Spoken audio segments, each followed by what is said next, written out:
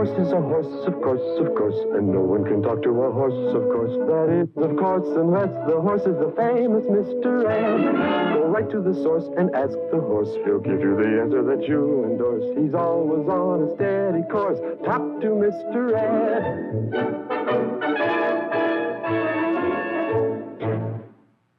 They flour, baking powder, and salt together.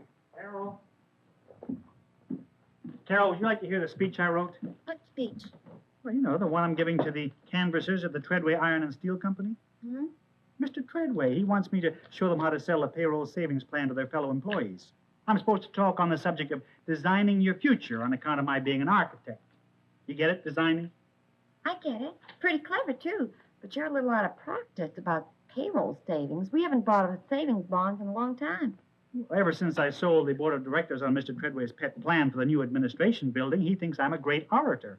You must be. You sold me on marrying you. Go ahead, honey, read me your speech. All right. Fellow Americans, the job you are about to undertake is one which will benefit both your co-workers and your country. It is a public service of the highest order. You're not listening, Carol. Yes, I am, honey. Go on. Oh, it is a privilege to address you on the importance of the payroll savings plan for the purchase of savings bonds. This plan is a boon to all Americans because, let us be honest, when a man brings home his hard-earned money at the end of the week, what does he do with it? Pour into ungreased pan. He pours it into an ungreased pan. Go ahead, honey. What? And I say this in all sincerity. If the worker will take time to beat his yolks well and add the necessary hot milk and bake in a moderate oven at 330 degrees Fahrenheit, then he will realize the goal of every loyal citizen, the day when he can retire to his own little sponge cake and live happily between two layers. I thank you. What do you think? That sounds wonderful, honey, but don't you think you'd cut it down a little? You mean make it one layer? Hmm? Well, I bet Lincoln's wife wasn't baking a sponge cake when he was trying out his Gettysburg Address on her. What? And if Mrs. Washington didn't help George out with his speech, that farewell address might never have gone beyond the two words, "Goodbye, fellas." Well, but what on earth are you talking about? Oh, never mind. I'll just go back to the barn and try my speech out on my horse. Oh, Wilbur, have you called the electrician to have him come fix a short in our bridge lamp? Yeah, he'll be here right after lunch. Thanks, honey. Carol, would you hear my speech after lunch? Carol? I heard you, darling. The electrician will be here after lunch. Yeah. I hope your sponge cake drops, honey. Thank you, darling. You're welcome.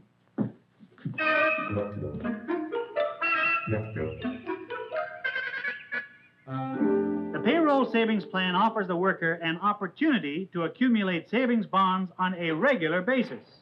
Savings are done for him by his company each payday. How's it sound so far, Ed? Pretty bad. Think you could do any better? If I couldn't, I'd give up talking. Well, what don't you like about the speech, Ed? You don't sound sincere. I don't? How many bonds do you own, Wilbur? You mean savings bonds? We're not talking about watermelons. Well, I don't own any at the present time, Ed. You see, when I went in business for myself, well, I went off my company's payroll savings plan. And you cashed the bonds you had, huh? Yeah. Well, Carol and I needed the cash for a down payment on this house. You would have done the same thing. I doubt it. I'm eccentric. I prefer living in a stable. And I don't have to own savings bonds to be a bond salesman. Besides, I told you, I used to have a lot of savings bonds before I started my own business. And I used to have a lot of hay before I started lunch. What does a horse know about savings bonds? I just know your speech doesn't sound sincere. Well, what can I do about it? Buy bonds. Ed, will you stop nagging? Right now, I just don't have any real need for savings bonds. Okay, but how about the future? You know, someday we'll both want to retire. So what? So, savings bonds are one of the surest, safest ways of saving. You know that? I know. They're backed by the government. You always get what you put in, plus interest. You can't lose. Right, but... No buts about it. And consider these points. Savings bonds are just like cash, meaning they can be redeemed quickly and easily at your bank. Are you finished? Not yet. Savings bonds are also loss-proof, meaning if stolen, lost, or destroyed, your bonds are replaced by the government. Are you finished? Finally, the payroll savings plan is the most painless way of saving ever invented. You never miss those few dollars out of each paycheck because the saving is done for you before you ever see it. Now I'm finished. Nice speech, Ed. Nice speech. Well, anyway, it's sincere. How could it be when you don't have any bonds, wise guy? You mean I don't sound sincere? Of course not. You made that point to me, remember? And what's good for the boss is good for the hoss. Hey. I wonder if they sell savings bonds to horses.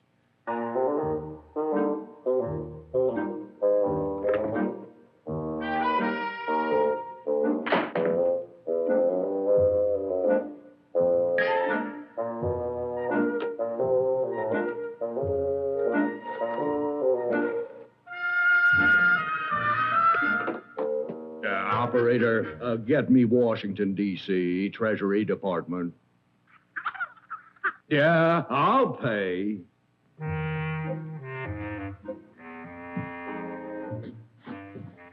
Carol, can you spare a few minutes to hear my speech? As soon as I put the cake in the oven, honey. Okay.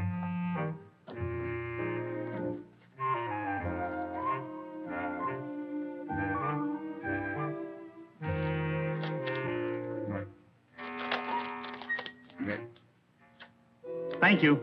Thank you. Oh, please, not too much. You're spoiling me. No, it is too much. Thank you. Thank you. Thank you. Mr.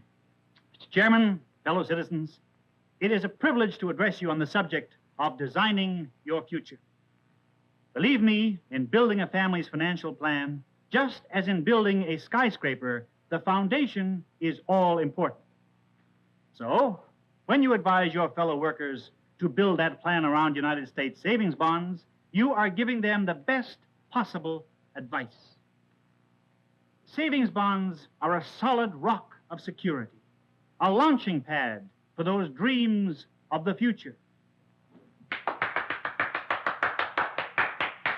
Oh, hey, that's pretty cute, Mr. Post. I like that launching pad angle. I wish I'd said it. Oh, hi, Mr. Davis. Did you fix the lamp? Oh, don't worry about that. It'll live. Hey, what's with the speech? You going on TV? Well, I'm giving a talk to the payroll savings canvassers at Treadway Iron and Steel. You know, pep them up, inspire them to be good bond salesmen. I got news for you, Mr. Post. Making a speech won't do the job. I know. I was a canvasser myself in the last drive at our shop. You know what you got to do? You got to give them the answers. You got to tell them how to meet objections. Objections? Sure, saving don't come easy to most people. They'll give you 87 excuses for not signing up. So the canvasser's got to have 88 answers. I'll show you what. Now, look, you be the canvasser, and I'll be the guy in the job, and you try and sign me up. Mr. Davis, I'm paying you by the hour. I can't afford the lecture. All right, forget it. But when you fall flat on your face, remember you heard it here first. Well, maybe you could give me a short course. You know, just tell me the questions. Al, like a guy will say, I can't afford to save. Very good point. What do I tell him? You tell him, look, Charlie, you can't afford to be sick or off the job either. But it happens, and you better be ready for that kind of an emergency when it comes up with saving bonds in the sock. And then maybe he'll tell you they already got too many deducts off their check. That's a tough one to answer. For you, but not for me. I say, this is a deduct you take right home with you, only it's in the shape of a bond. This is take-home pay, too, and the only kind that grows. That's what I tell them. When you're canvassing, you got to be a real live wire. Well, that's easy for you. You're an electrician. Yeah. Then they'll tell you, I can save better some other ways. And I say, sure, you can save any way you want. But you'll never find an easier way than this when the saving is done for you before you even get your hands on the money. Bonds are just like cash when you need it. But if you let them lay, they'll keep growing to buy the important things you'll need someday. And not only that, but you can save on your taxes. because you don't have to pay income tax on the interest until you cash the bonds. You might even be retired by then, and you won't have much to pay. You know, that's something I didn't know. You mind if I take a few notes? I don't mind if you make a movie out of it. Mr. Post, I got a hunch that you don't know too much about payroll savings. I mean, being a big shot architect and all, you know. I want you to know, Mr. Davis, that I was in the payroll savings plan myself for many years before I went into business on my own. I know all about it. That's why they picked me to make the speech. Yeah. Well, no offense, Mr. Post, but you sound like a guy just making a speech, you know? No oomph.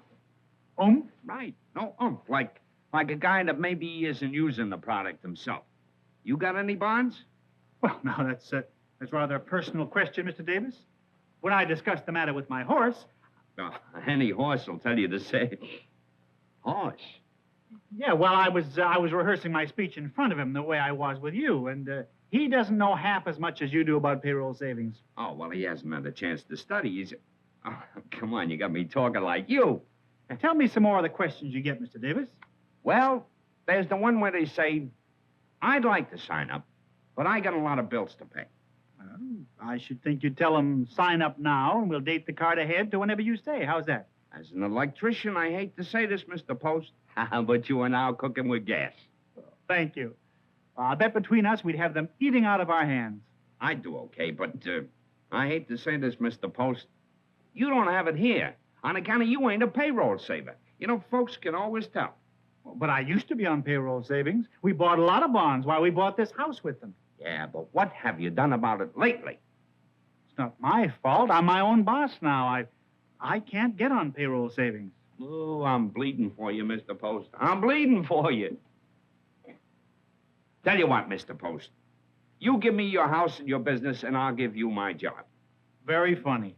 To hear you talk, you'd think that payroll savings was the only way you could buy bonds. Don't you ever go to the bank? Well, certainly. To pick up a free calendar, maybe?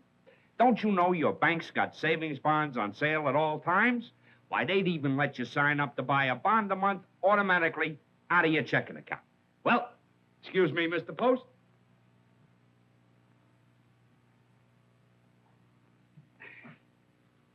Well, let there be light. Oh.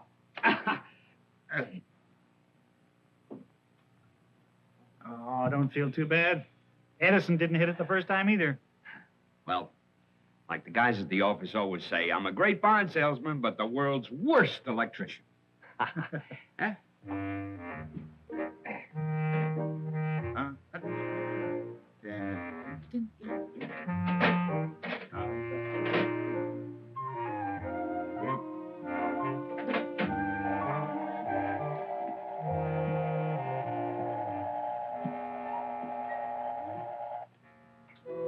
Hi, honey. Why the sad look? I think I'm going to ask Mr. Treadway to get somebody else to make that bond speech. What? Why? Well, I thought I knew all about savings bonds, but seems everybody else knows more about it than I do. Oh, don't say that, honey. Would you like to try your speech out on me? Again? What do you mean? 20 minutes ago, I lost a close decision to your sponge cake. Oh, darling, I'm sorry. I should have paid more attention. You didn't miss a thing. I'm a pretty terrible salesman. Now, Wilbur, don't say that. I couldn't sell a rowboat to a drowning man. Now, stop that. I will not have you knocking my husband. Know what I think? What? You have a guilty conscience. Ever since we cashed our savings bonds to buy this house, we've been spending every last cent and never saving anything. That's what you get for marrying a sport. I wanted you to have things.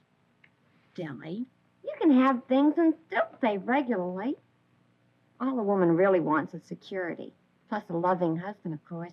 Even if he can't make a decent speech? You can make a fine speech. All you need is to be sincere. Oh. You sound just like that electrician. He says if you're not buying bonds yourself, you can't convince other people they should buy them. He's right. I have to confess something to you, honey. I heard you and Mr. Davis talking about the payroll savings plan in there. You know, all the arguments people give for not being able to save and all those answers he had. Why, it's the first time I've ever been sold anything by remote control. You know, I think we should sign up for a regular bond every month. Well, there's one thing about my little wife. When she's right, she's right. And when she's wrong, she's right. And this time, I'm wrong and you're right.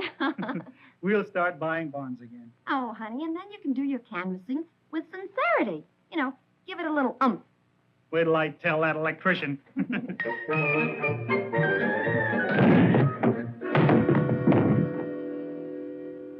Well, I fixed the light, Mr. Post. Well, now fix my nose. Oh, I'm sorry. I smell cake. My sponge cake!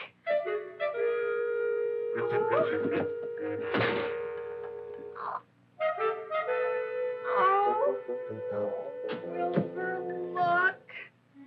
My sponge cake. Look at it. It's flat. Well, honey, as long as we have savings bonds, we'll never be flat.